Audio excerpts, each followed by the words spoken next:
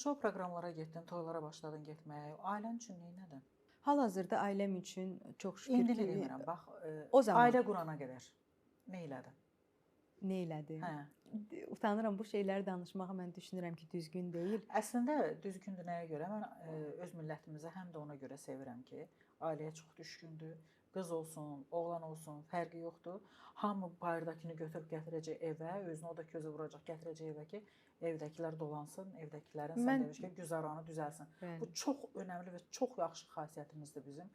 Hər dəfə bunu eşitməkdən həzz alıram. Mən ilk evi qardaşıma almışam. İlk qazancıma onun üçün almışam. Qardaşın səndən 4 yaş 4 kiçikdir. yaş balacadır. Evlənmişdi artıq. Bəli.